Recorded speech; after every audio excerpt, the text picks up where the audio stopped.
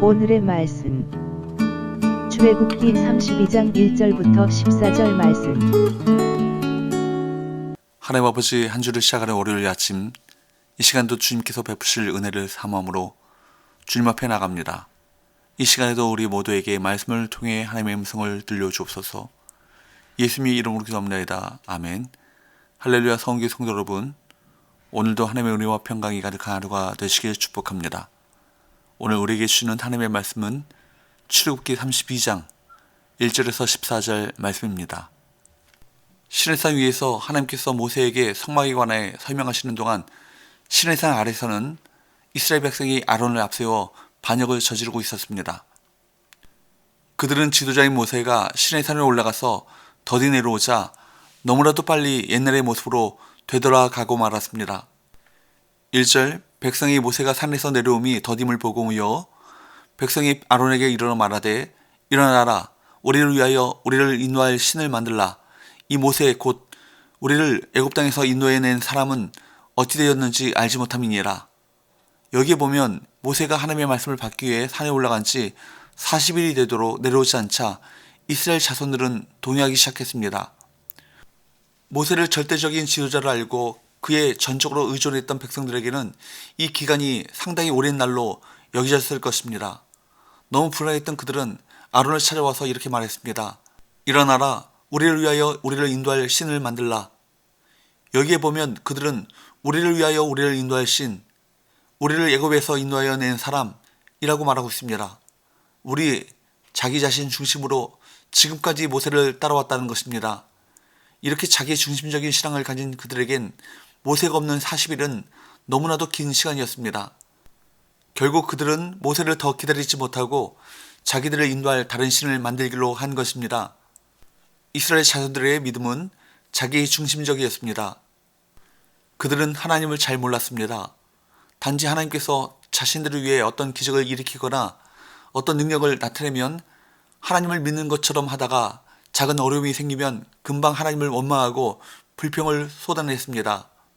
그러다가 모세가 40일 동안 보이지 않자 그들은 결국 하나님 앞에 머물러 있을 생각은 하지 않고 자신들을 위해 다른 신을 찾았습니다. 그래서 그들은 애굽에서 섬겼던 송아지 모양의 우상 하토르 신을 만들고는 이것이 너희를 애굽에서 인도하여 낸 너희 신이다 라고 말했던 것입니다. 자기 중심적인 신앙은 그래서 늘 불안합니다. 언제든지 하나님을 떠나서 세상으로 향할 수 있는 위험성이 있습니다.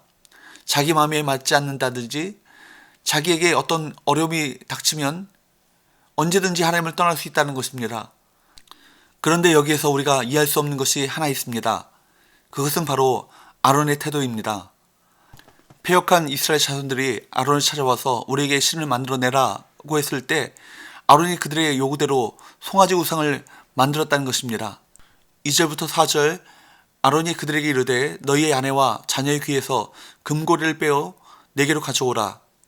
모든 백성이 그 귀에서 금고리를 빼어 아론에게로 가져가매 아론이 그들의 손에서 금고리를 받아 부어서 조각칼로 새겨 송아지 형상을 만드니 그들이 말하되 이스라엘아, 이는 너희를 애굽 땅에서 인도하여 낸 너희의 신이로다 하는지라. 백성들이 금고리들을 가지고 오자 아론은 그들이 가지고 온 금고리들로 송아지 형상을 만들었습니다. 그러자 이스라엘 자손들은 이걸 보고는 이스라엘아, 이는 너희를 애굽 땅에서 인도해낸 너희의 신이로다 라고 외쳤습니다. 사랑하는 여러분, 아론이 왜 이렇게 했을까요? 우리가 알다시피 아론은 대제사장으로 임명될 사람으로서 하나님 외에 다른 신을 섬기는 것을 하나님께서 금하셨다는 것을 누구보다도 잘 알고 있었을 것입니다. 그런데도 아론은 이 우상 숭배에 깊이 관여했습니다. 왜 그랬을까요? 성경에는 그 이유가 분명하게 말하고 있지 않지만 우리가 추측할 수 있는 것은 아론 역시 모세를 초조하게 기다렸을 것입니다. 아마 이스라엘 자손들은 여러 차례 아론을 찾아와서 왜 모세가 내려오지 않느냐고 우리에게 다른 신을 만들어 달라고 요구했을지도 모릅니다. 아론은 좀 더 기다려보자고 했을 것입니다. 그러나 40일이 다 되었는데도 모세는 내려오지 않자 이때 아론이 선택한 길은 두 가지 중에 하나였을 것입니다. 끝까지 모세를 기다리면서 이스라엘 자손들에게 버림을 받든지 아니면 차라리 그들의 요구를 들어주고 그들이 애굽으로 되돌아가는 것은 막는 것이었을 것입니다. 그는 합리적으로 생각했던 것 같습니다. 그리고 이스라엘 자손들의 요구를 들어주었을 것입니다. 무엇이 문제입니까? 그는 사람들을 두려워했지만 하나님을 경외하지는 않았습니다. 그는 하나님보다 사람에게 치우친 지도자였습니다. 결국 아론은 해서는 안 되는 일을 하고 말았습니다. 영적 지도자였던 아론 역시 자기 중심적인 신앙을 가지고 있었던 것입니다. 우리가 성경을 계속해서 보면 하나님께서는 시내산에서 모세에게 이렇게 말씀하셨습니다. 7절 여호와께서 모세에게 이르시되 너는 내려가라. 내가 애굽 땅에서 인도하여 낸 내 백성은 부패하였도다. 이 부분을 주위에서 보면 하나님께서는 모세에게 이스라엘 자손들을 내가 애굽에서 인도하여 낸 내 백성이 라고 말씀하고 있습니다. 하나님께서 얼마나 분노하셨던지 이스라엘 백성들을 내 백성이라 하지 않으시고 내 백성이라고 말씀하신 것입니다.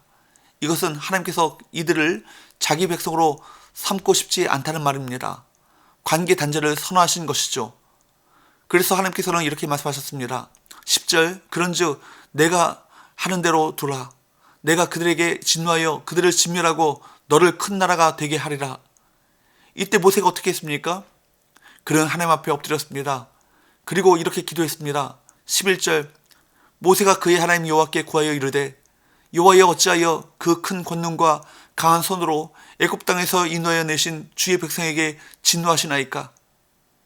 그는 이스라엘 자손이 내 백성이 아니라 주의 백성이라고 다시 확인했습니다.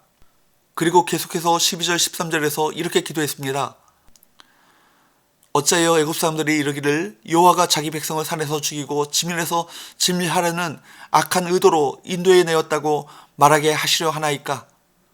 주의 맹렬한 노를 그치시고 뜻을 돌이키사 주의 백성에게 이 화를 내리지 마옵소서. 주의 종 아브라함과 이삭과 이스라엘을 기억하소서.